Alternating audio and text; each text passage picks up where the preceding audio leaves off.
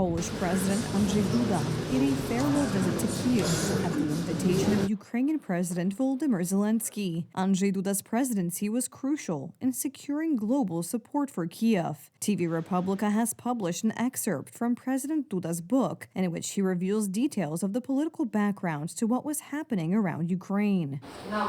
President Andrzej Duda announced that he would visit Kyiv before the end of his term, and he kept his promise.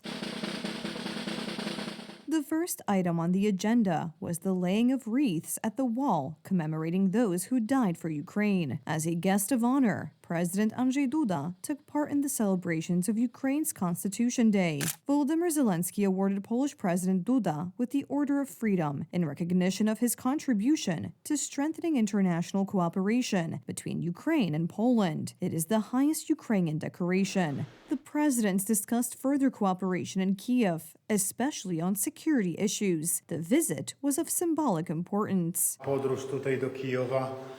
This trip to Kyiv is also a farewell trip for me, closing this extremely important period in my life and my presidential service to Poland, during which I cooperated with Mr. Volodymyr and also participated in and supported the defense of Ukraine against Russian aggression.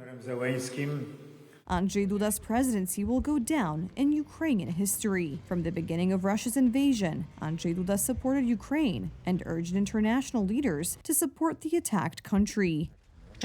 The president has been with us, and I am not exaggerating, from the very first hours of our war, and it is impossible to overestimate everything we have done together with Poland. We have jointly launched a transshipment hub in Rzeszów. Poland has always been with us, supporting us at all levels, internationally, in the European Union and in NATO. President Andrzej Duda also visited the Polish War Cemetery in Kyiv-Bykivnia. Polish-Ukrainian relations have had their ups and downs in recent years. Historical issues have still not been resolved. However, the enormous support that came from Poland in the first days of Russian aggression wrote a new chapter in our relations.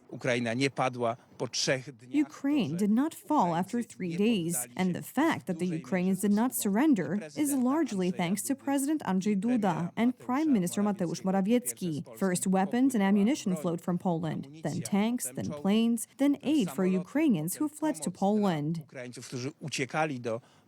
And that required quick and courageous decisions at the time, certainly not decisions such as sending 7,000 helmets, as Germany did. President Andrzej Duda visited Kyiv many times, the most famous and memorable of which took place the day before the outbreak of full-scale war, on February 23, 2022. The president talks about the historic visit, among other things, in his book, To ja, Andrzej Duda. It's me, Andrzej Duda. The hosts lay their cards on the table. We will probably be attacked by Russia within the next 24 hours. My priority now was to ensure that history did not repeat itself, that the West's declarations of solidarity with this part of Europe did not end with fine words. I looked at him with the dramatic information that had just been unequivocally confirmed literally moments ago. There was only one conclusion. The Russians really had the potential to attack Kyiv and take it over in a relatively short time. Volodymyr knows he is risking his life. The outgoing president shared his experiences from his time in office.